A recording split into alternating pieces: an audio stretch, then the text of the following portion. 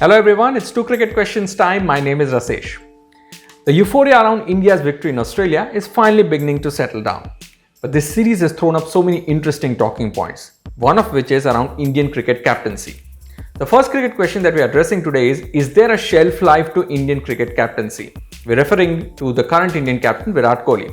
As we know, this victory was achieved under the stand-in captain Ajinkya Rahane, who led in 3 of the 4 games, and there have been rave reviews coming in from his teammates, from the support staff, from everyone in the cricket ecosystem on the manner in which Rahane was able to maximize the limited resources that he had, deliver this turnaround performance, and equally importantly, buy into the quirky game plans that was set for him and being able to do it from a fairly inexperienced bowling attack. So at no place did Rahane look out of place.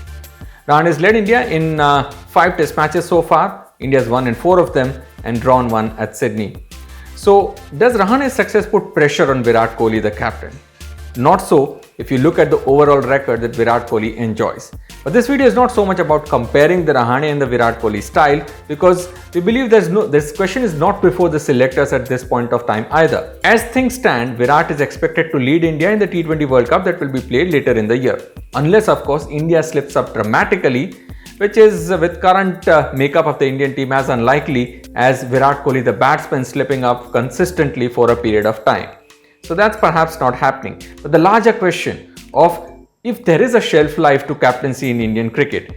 Now remember, when a captain begins to slip, the speeches begin to sound long and boring, the ideas seem to appear stale, the team stops responding to the captain, and there's no indicator that that is the case with Virat Kohli at this point in time. But on the shelf life issue, there's a very famous quote that had come in from Rahul Dravid. Remember, he took over from Sourav Ganguly, led India for 2 years. India performed terribly in that 2007 World Cup. He continued to lead, went to England, India did well, and he came up with a quote, and I quote him, where he said, "There is a shelf life to captaincy in India in which you can give it your best. Maybe the shelf life is becoming shorter as time goes by." So that was Dravid's opinion at that point in time, where he gave up the captaincy, where perhaps at some level he thought it was beginning to affect his batting as well, and he decided that it was time for someone else to take over. So how much time is too much time for a captain?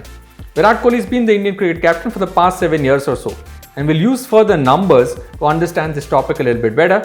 We're looking at the leaders who've led India in the past 20 years, the past 2 decades, because there's been a certain trend in Test cricket where teams have begun to look for victories a lot more. So India has been led largely by 4 captains in the past 20 years. By Sourav Ganguly from 2000 to 2005, Rahul Dravid then took over for 2 years, Anil Kumble was the captain for 1 year, then MS Dhoni came in between 2008 to 14, and then it's been Virat Kohli all along. Every time Kohli has been unavailable, Rahane is coming.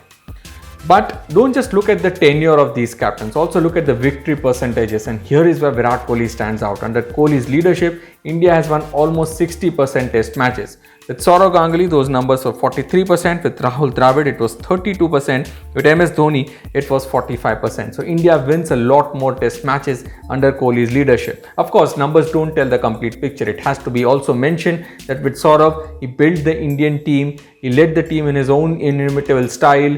He took on the establishment when needed. Under Ganguly, India began to aspire to win overseas series as well. Under Rahul Dravid, India made further progress. With MS Dhoni, it was a bit of a mixed bag. India reached the top of the test rankings as well, but there came a time where the team began to stagnate a little bit as well, and Dhoni realized it before the selectors could, and then of course Virat Kohli's taken over. Virat's numbers are very good and impressive as captain, but there are some unconquered territories as well, in Sena countries as we call it, in overseas conditions, in South Africa, in England, in New Zealand. India hasn't won series under Kohli's leadership. But if you look at the overall numbers, perhaps Kohli is on the right, some would argue, to get another crack at bettering those records as well. The other indicator that selectors generally look at is whether captaincy is affecting the core competence of that player as well, and it becomes key with Virat Kohli, who is the most important batsman of the side as well. But again, the numbers tell us that that is completely not the case with Virat Kohli. In fact, he's the best of the lot here as well. If you look at Ganguly and Dravid's record as batsmen when they were not the captains, it was a lot better than it was when they were the captain.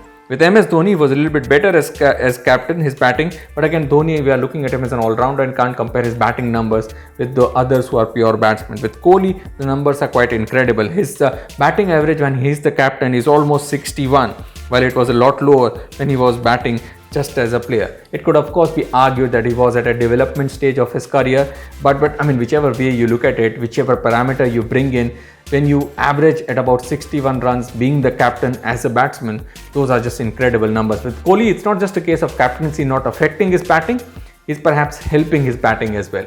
So all factors considered, Virat Kohli looks on a firm footing at this point in time as the Indian captain. But if the team is looking at a growth mindset, if the selectors are looking at that, then they would keep an eye out on that shelf life issue as well. Just see if there are any signs that the team is beginning to look a bit stale under a particular leader. Because India is blessed with a couple of options. Remember, with white ball cricket, there's a Rohit Sharma. With red ball cricket, there's Ajinkya Rahane, who's shown that both of them are ready to take over if the need be. But as things stand, Virat Kohli, under Kohli's leadership, India is doing just fine. So the second cricket question that we are addressing today is around quirky batting stances. And can you get quirkier than Pakistan batsman Fawad Alam? Now we see a lot of these cricket-based Hindi movies where we see some funny batting stances.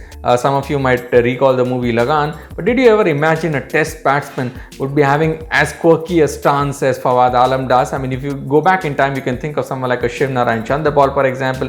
Even Steve Smith of late, to a degree, his idiosyncrasies and all of that. But Alam is quite incredible.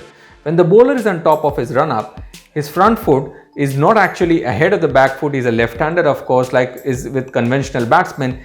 Both his feet are actually across each other, so there's no front and back foot. They are both across each other, and front on is looking at the bowler. It can be quite disconcerting for a bowler, but then bowlers have got to learn to get used to it. But the interesting part about Alam's batting and his technique is when the bowler is about to deliver the ball, he's back in a conventional position. So his front foot is ahead of the back foot. So if you miss the whole sequence, you wouldn't realize that there's anything unusual about Alam's batting. But the good thing about all of this in cricket is that people have not begun to look at how many runs a batsman scores, not necessarily at how he scores them or what method he uses to score them, which is essentially how the essence of batting should be like. That's it for today. Thanks for watching. Do send in your comments as well.